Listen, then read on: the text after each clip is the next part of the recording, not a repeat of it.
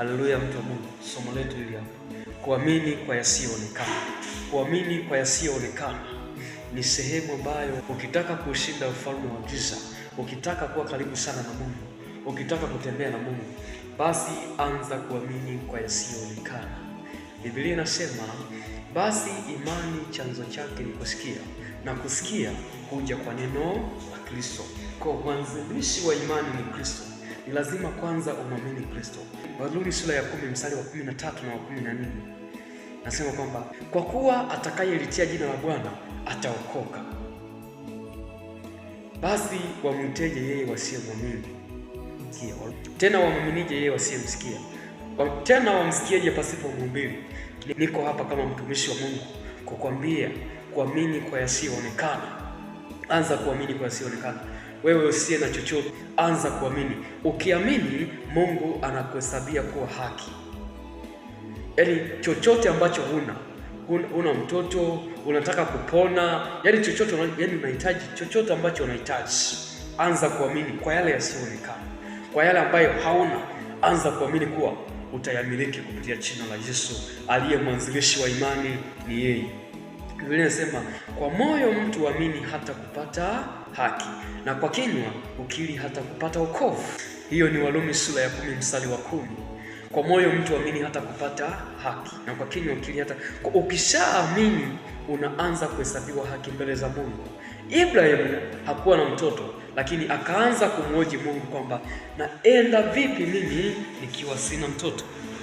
Kitabu cha Mwanzo sura ya 15 mstari wa 2 hadi wa 7. Abraham akasema, Bwana Mungu, utanipa nini nami naenda zangu hali sina mtoto? Na atakaye miliki nyumba yangu ni huyu Eliazari Mdameski. Abraham akasema, tazama, ukunipa uzao, na mtu aliyezaliwa nyumbani mwangu ndiye mlisi wangu. Nalo neno la Bwana likamjia likanena, huyu hata kulisi, bali atakayetoka katika viuno vyako ndiye atakayekulisi. Akamleta nje akasema, tazama sasa mbinguni, kazihesabu nyota, kama ukiweza kuzihesabu. Akamwambia, ndivyo utakavyokuwa uzao wako. Kama ukiweza kuzihesabu, ndivyo utakavyokuwa uzao wako. Lakini mstari wa 6, akamwamini Bwana, naye akamhesabu jambo hili kuwa haki. Kwa Ibrahimu hakuwa na mtoto. Tazama anamuuliza Mungu. Tazama anapomuuliza Mungu anasema, Abraham akasema, Bwana Mungu, utanipa nini? Nami naenda zangu hali sina mtoto. Anaenda zake hali hana mtoto. Watu wengi hawana vitu, ni kwa sababu ya uhaba wa neno, upungufu wa neno la Mungu.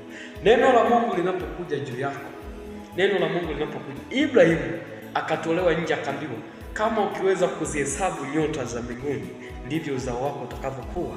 Lakini Ibrahimu akaamini neno la Mungu hapo, akahesabiwa kuwa haki. Hakuwa na mtoto. Wewe hauna nini? Anza kuamini vile ambavyo haunavyo leo. Anza kuamini kwa utamiliki katika yale ambayo hauna. Anza kuamini ndani ya moyo wako. Kwa moyo mtu amini hata kupata haki mbele za Mungu. Mwanzilishi wa imani yetu ni Yesu Kristo. Anza kuamini. Imani ni kuwa na hakika ya mambo yatarajiwayo, ni bayana ya mambo yasiyoonekana. Anza kuamini kwa yasiyoonekana. Nimekuletea neno la Mungu, kuamini kwa yasiyoonekana. Lazima uamini kwa yasiyoonekana ili uzidi kutembea sana na Mungu, uzidi kutembea sana katika mapenzi ya Mungu. Anza kuamini kwa yasiyoonekana. Hauna nini? Wewe ambaye hujaolewa, anza kuamini ipo siku utaolewa. Wewe ambaye hujaoa, anza kuamini ipo siku utaoa. Wewe ambaye hauna mtoto, anza kuamini ipo siku utakuwa na mtoto. Wewe ambaye huna biashara leo, anza kuamini ndani ya moyo wako kuwa utamiliki biashara, tena utakuwa mfanya biashara mkubwa. Anza kuamini. Kwa moyo mtu amini hata kupata haki. Anza kuamini ndani ya moyo wako ili uhesabiwe kuwa haki mbele za Mungu. Baba uliye mwaminifu na wa haki, asante jemedali kwa neema yako na upendo wako. Asante kwa neno hili ulionipa, kuamini kwa yasiyoonekana. Mungu, kwa mara ya kwanza imani inatajwa na haki. Ni pale mtumishi wako Ibrahim alipoamini kwa habari ya uzao, alipokuambia Bwana, naenda vipi mimi nikiwa sina mtoto? Jehova ulimwaminisha, ulimtamka neno juu yake, ukamwambia ikiwa utaweza kuzihesabu nyota za mbinguni, ndivyo uzao wako utakavyokuwa.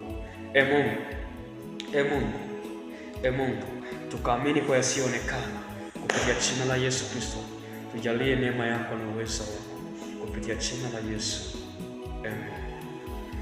Kuamini kwa yasiyoonekana.